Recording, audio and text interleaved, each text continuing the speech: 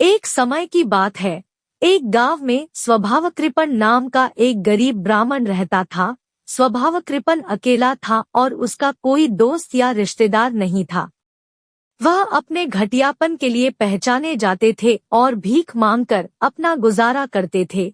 भिक्षा के रूप में जो भी भोजन मिलता था, उसे मिट्टी के बर्तन में सहेज कर अपने बिस्तर के पास टांग देते थे। जब भी उसे भूख लगती, वह बर्तन से कुछ खाना निकाल कर खा लेता।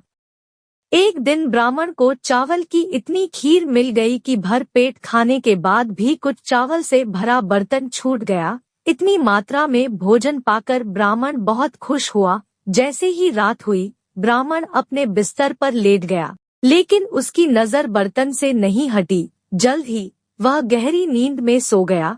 वह स्वप्न देखने लगा कि बर्तन चावल की खीर से भर गया है। उसने सपना देखा कि अगर शहर में खाने की कमी हो जाए तो वह चावल की खीर 100 चांदी के सिक्कों में बेच सकता है। इस चांदी के पैसे से वह 1-2 बकरियां खरीद लेता। उनके हर 6 महीने में बच्चे होंगे और जल्द ही वह बकरियों की एक भीड़ हासिल कर लेगा। फिर वह भैंसों और गायों के लिए बकरियों बचेगा। तब वे अपने बच्चों को जन्म देंगी। वे बड़ी होकर खूब दूध देंगी। वह बाजार में दूध का व्यापार करता और दूध से मक्खन और दही बनाता। फिर वह उस मक्खन दही का बाजार में व्यापार करता। इस तरह वह पहले से कहीं अधिक समृद्ध हो जाएगा। इस पैसे से वह एक आयत में 4 घरों वाला एक बड़ा घर खरीद लेगा। एक समृद्ध ब्राह्मण उसकी निधि को देखने के बाद अपनी बेटी का विवाह उससे कर देता था। जल्दी से पत्नी एक बेटे को जन्म देगी और वह उसे सोमा शर्मा कहेगा।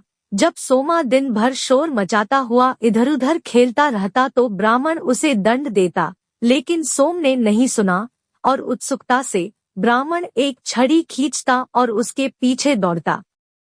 अपने दुहा स्वप्न में डूबे ब्राह्मण ने अपने बिस्तर के पास पड़ी छड़ी को उठा लिया। उसने डंडे से हवा में वार करना शुरू कर दिया।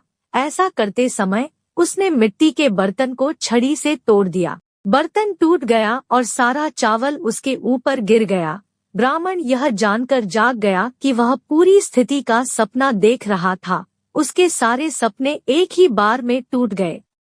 कहानी की नीति: हमें अकारण ही अधिक स्वप्न नहीं देखने चाहिए और लालचवश व्यर्थ नहीं जाना चाहिए। हमें अपना ध्यान अपने काम पर लगाना चाहिए, न कि अपने सपनों पर।